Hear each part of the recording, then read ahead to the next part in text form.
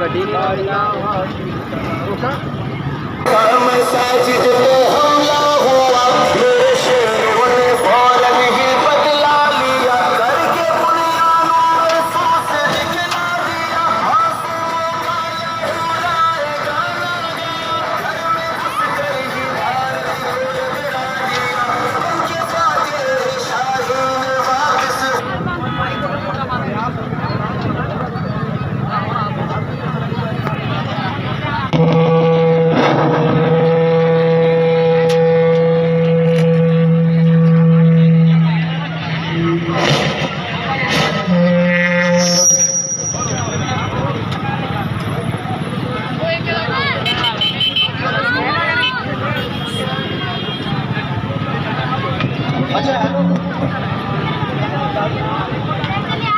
बाजा ही लिया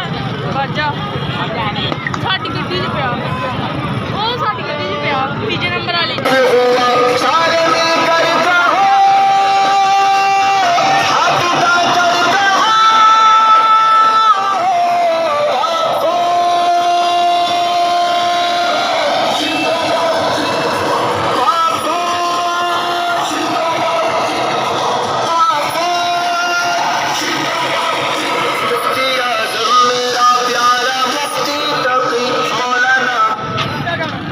साहब अयूब साहब वो गड्डी हैगी खराब ठीक है ना वो ना बस तुम जानते हो जाके रुकना होगा गड्डी खराब है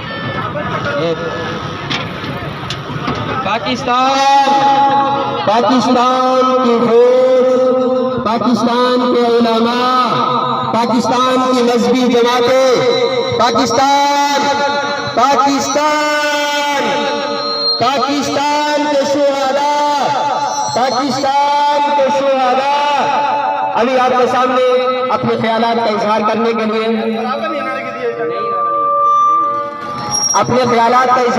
लिए आपके सामने हमारी यजमान तहसील के JTI के जनरल सेक्रेटरी बहुत ही मुतहर्रिक साथी आपके सामने अपनी गुफ्तगू फरमाएंगे। मोहतरम जनाब मौलाना हुज़ैफा साहब।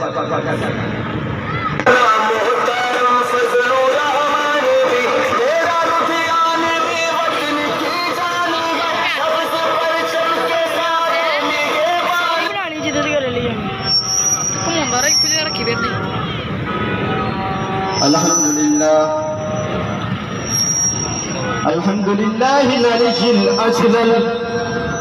अल वाहिदिल फर्दिल अज़ीज़िल अव्वल अंत मलीकुन नास रब्बन फअक़बल अस्सलातु अलन नबिय्यिल अफ़ज़ल। लाइक़ तअज़ीम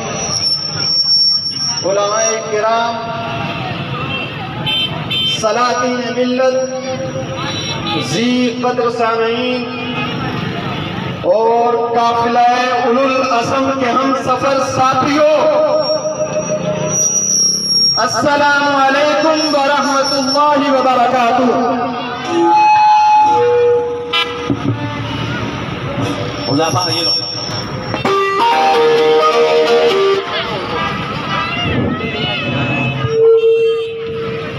मेरा आज का मौजू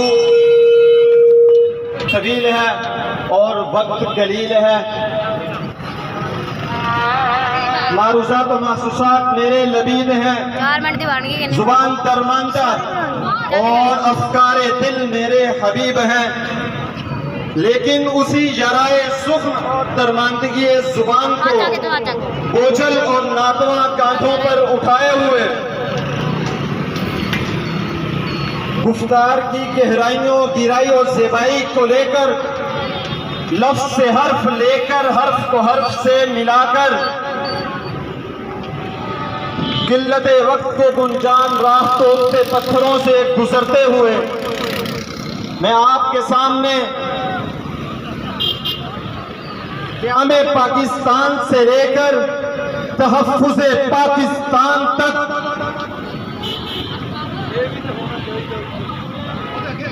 क़यामे पाकिस्तान से लेकर तहफ़्फ़ुज़े पाकिस्तान तक किरदारे मदारिस के हवाले से चंद कीमती मारूज़ात पेश करना चाहता हूँ। हाज़रीन महफिल,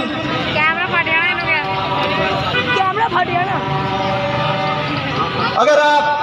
चंद सदियां पीछे चले जाएं तो ये बर्रे सगीर का खिता ये साम्राज्यों के कब्जे में था और यहाँ पर उलमाए किराम को दरख्तों पर लटका दिया जाता और उनकी लाशों को देखकर लोग ये समझते कि बर्रे सगीर के अंदर कोई एक डाली ऐसी बाकी नहीं होगी जहाँ पर उलमाए किराम की लाश ना हो, जहाँ पर उलमाए किराम का खून ना हो, जहाँ से उलमाए किराम का खून टपकता ना हो।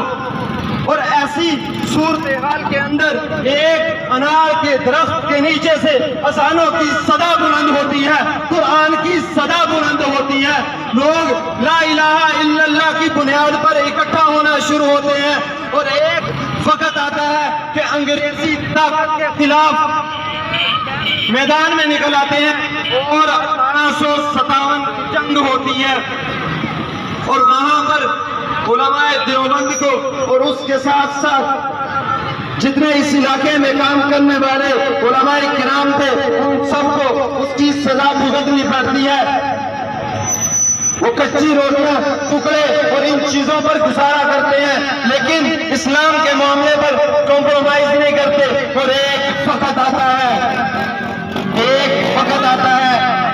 कि अल्लामा मौलाना अशरफ अली थानवी रहमतुल्लाह अलैह की मजलिस में अल्लामा इकबाल रहमतुल्लाह अलैह बैठे होते हैं और उन्हें इस बात का एहसास, मुसलमानों को एक ऐसे वतन की जरूरत है, मुसलमानों को एक ऐसी सरजमीन की जरूरत है जहां पर वो ला इलाहा इल्लल्लाह की बुनियाद पर निजाम कायम करे, ला इलाहा इल्लल्लाह की बुनियाद पर अपने ईमान को महफूज करे, ला इलाहा इल्लल्लाह की बुनियाद पर दीन की बका का काम जारी रखे। और उस ख्वाब को पूरा करने के लिए मैदान में कायदे आज़म मोहम्मद अली जिन्ना आते हैं, कायदे आज़म मोहम्मद अली जिन्ना आते हैं। कायदे आज़म मोहम्मद अली जिन्ना उलमाए किराम की सरपरस्ती में अल्लामा शफीर अहमद उस्मानी रहमतुल्लाह अलैह, अल्लामा ज़फर अहमद उस्मानी रहमतुल्लाह अलैह, उनके रूह रवा, उनके पेशे नजर, उनके हम नशीन बनके उनके साथ साथ पाकिस्तान हैं। और 14 अगस्त 1947 को पाकिस्तान वजूद में आता है।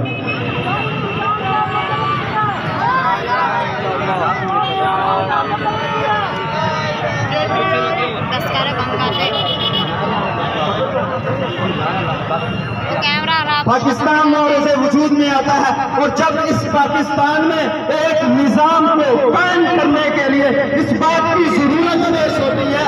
कि एक ऐसी करारदाद हो, एक ऐसा मुसव्वदा हो जिसकी बुनियाद पर हम अपने वतन का निजाम कायम कर सके, अपने वतन का क़याम मुतहर्रिक कर सके। तो मैदान में मुफ्ती महमूद रहमतुल्लाह अलैह आते हैं और उनकी सरपरस्ती में उनके शाना बशाना उलमाए किराम असेंबलियों में करारदादें मंजूर करवाते हैं। इसके पेश नजर हम देखते हैं कि पाकिस्तान के मदारिस दुनिया में सबसे अव्वल पर, पाकिस्तान के मदारिस पाकिस्तान की बका के ज़ामिन, पाकिस्तान के मदारिस पाकिस्तान के तहफ़्फ़ुज़ के ज़ामिन, पाकिस्तान के मदारिस पाकिस्तान के लिए हर वक्त जाने कुर्बान करने के लिए तैयार, कुर्बान करने के लिए वतन अजीज पर अपना खून पसीना बहाने के लिए हर वक्त तैयार रहते हैं। मैं आपसे पूछना चाहता हूँ, हाथों को बुलंद करके आप इस बात का सबूत दें कि हम पाकिस्तान के लिए जान की बाजी लगा सकते हैं, हम पाकिस्तान के लिए जान की बाजी लगा सकते हैं, हम पाकिस्तान के तहफ़्फ़ुज़ के लिए जान की बाजी लगा सकते हैं, हम पाकिस्तान की बका के लिए